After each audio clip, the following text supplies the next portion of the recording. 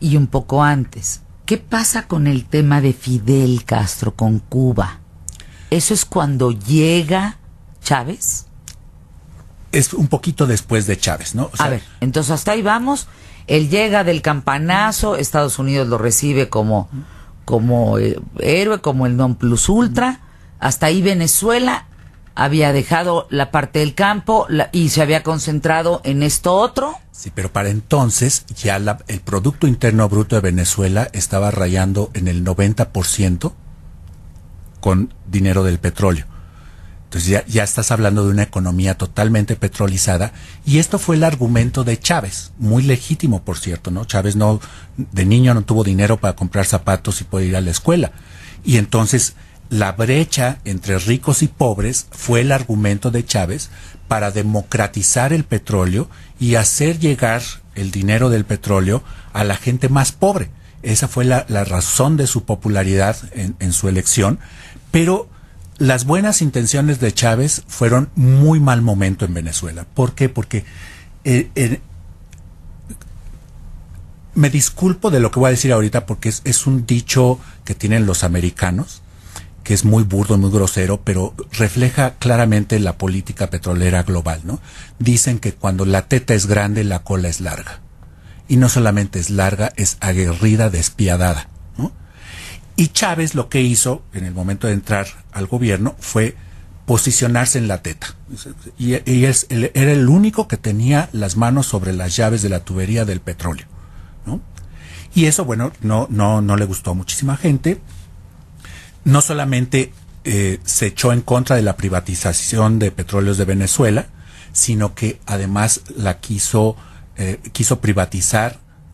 nacionalizar la exploración y la explotación, pero aumentó las regalías que tomaba el gobierno sobre el petróleo, aumentó los impuestos a los contratistas y toda una serie de reglamentos un tanto jalados de los pelos, que hizo que la mitad del personal de Petróleos de Venezuela se fuera del país, ¿no? Y este era el personal clave, el personal técnico, el que hacía funcionar las cosas.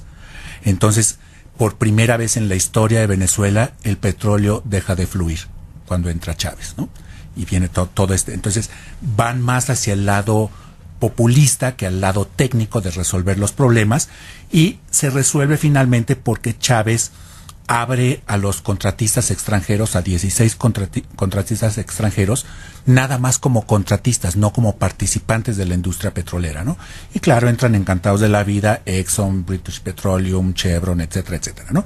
Pero las condiciones de trabajo no son las ideales, y luego viene el peor dolor de cabeza para Chávez, porque, como dicen los americanos, cuando la teta es grande, la cola es larga.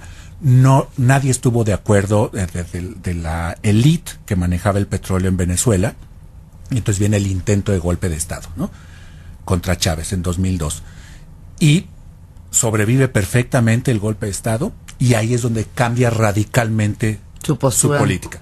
Ya no es pro-yanqui, es totalmente anti-yanqui y pro-comunista, y empiezan sus relaciones con los países árabes, etcétera, etcétera. Más de desesperación que de estrategia, porque por ahí no iba la cosa, ¿no? Y luego viene otra crisis terrible para Chávez, porque viene la sequía de 2008-2009, y esa sequía,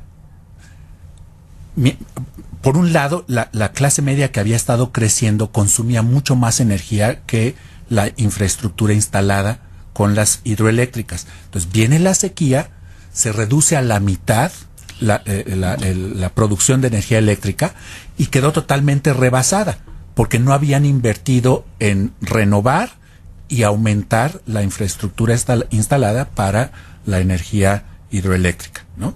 Entonces viene la crisis energética, la crisis de electricidad, que trae toda una serie de consecuencias, pero ya para entonces la economía de Venezuela es 98% petróleo. El Producto Interno Bruto, el 98% es petróleo. Todo lo demás no existe. Hospitales, escuelas, carreteras. Todo aquello construido, hermoso. Exactamente. Y uno no lo justifica. Dice, bueno, pues si tienes aquí todo este recurso, ¿por qué no invertir en infraestructura? Porque fueron los que movían el recurso. pero eso no hubiera sido un gran impedimento porque podías traer contratistas de afuera si quisieras realmente renovar toda la infraestructura venezolana para ser menos dependientes del petróleo, ¿no? Y bueno, finalmente, sí, es muy difícil que señalemos que los problemas que vive ahorita Venezuela hayan sido por causa de Chávez o por causa de Maduro. El problema de Venezuela es el problema de todo mundo, es la política petrolera mundial, lo que hace que sean muy pocas personas las que controlan el flujo del petróleo y los ingresos que trae el petróleo, y salir de esa economía petrolera para poder reinvertir en el resto de la infraestructura del país y sacarlo adelante. Porque ¿qué haces ahorita con un país que tiene niveles de educación bajísimos, de hospitales muy bajos, el comercio prácticamente inexistente? O sea, ya tienes una carencia de todo. Sí, tienes una nación en crisis social, en crisis política, y sin embargo sigues teniendo un recurso económico inmenso. ¿Cómo va a resolver Venezuela ese problema? Mañana seguimos hablando de esto. A mí me parece que es muy importante. Quedémonos un poco en el tema cuando él llega, es muy pro-yanqui, y viene todo este desastre en que lo convierte en anti-yanqui y comunista, que es donde ahí se desata parte de lo que estamos hoy, porque luego, bueno, la enfermedad es un tema tan poco calculado.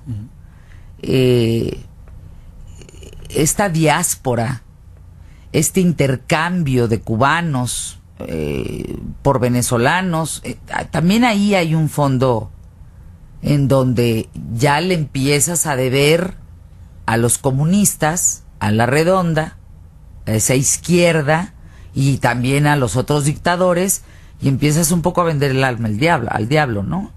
Pues sí, pero finalmente, cuando tu único producto es el petróleo, las relaciones que necesitas a nivel internacional para mover ese petróleo y capitalizar los ingresos de ese petróleo, ya requieren una plataforma totalmente distinta. De lo que me gustaría platicar, si te parece bien, es este libro del Premio Nobel de Física, Robert Loughlin. ¿Cómo finalmente vamos a resolver el problema de la energía? Porque el problema de Venezuela es el problema de todos nosotros. Y entre más se va agotando el petróleo, todos podemos empezar a ver en Venezuela un escenario del cual nadie está exento.